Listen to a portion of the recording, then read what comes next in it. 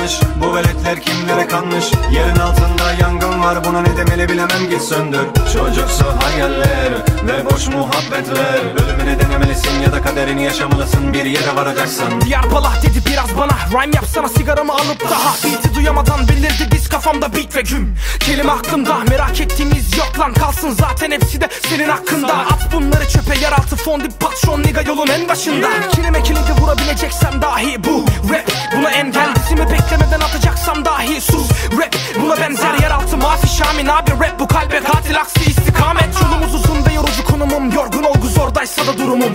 Takdirine lazım rapçi dersem elma, ip dersem armut ol defol. Yerin altına girene dek duman görür gönül hali fani malum of. İçerisi ateşten geçilmez kafir alimler cezalim bu yavru koç. Manita mesir yiyince görmez gözünün önünü salak. Oysa namlı boş yenimi benim bedeli günahım. Kelime kemirdi senin suratı koyunca turadı. Bu kuralı dumanı beni vuranın muradı yok. Bira üstünü kafa zumadı yok. Bileti kesilen adamın açılır anlı kangrende. Kem seçen vekil aklı. Başkası tarafından tutulan tasması anahtar altında paspasın. Eğer kafana bir şey koyduysan seni kum tanesi gibi zıplatacak. Kafana hip hop koyduysan seni sahnede ben gibi parlatacak. Önce saygı duy da dinle, kuyuda ninle. Duyum alarak uyumaz kimse.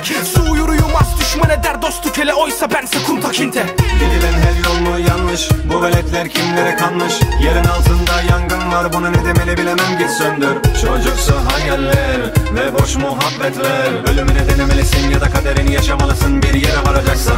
Gidilen her yol mu yanlış? Bu veletler kimlere kanmış? Yerin altında yangın var, buna ne demeli bilemem, git söndür. Çocuksu hayaller ve boş muhabbetler. Ölümüne denemelisin ya da kaderini yaşamalısın, bir yere varacaksın. Katı kızı kim sana söyledi bu yalanı? Yalakalı kadınları gibi çalışın siz. Kime vaftiz, niye var biz, kime tasdik? Yanık bağrın el pençe plastik. Plan bir elime dolanana saçı olabilir ve double platin. Plaket iki de dikine gideme, tohumu gelse ekime fucking. Şişme bir gocuk iş yapamaz gocun. Varsa yaran seni yaran mı var? Seni saran mı var? Atla kuvar bağlata harman taylar benden medet umar. 3,5 atarama yan yata uçuk olman gaz sucuk. Kır cephede bir pusucu.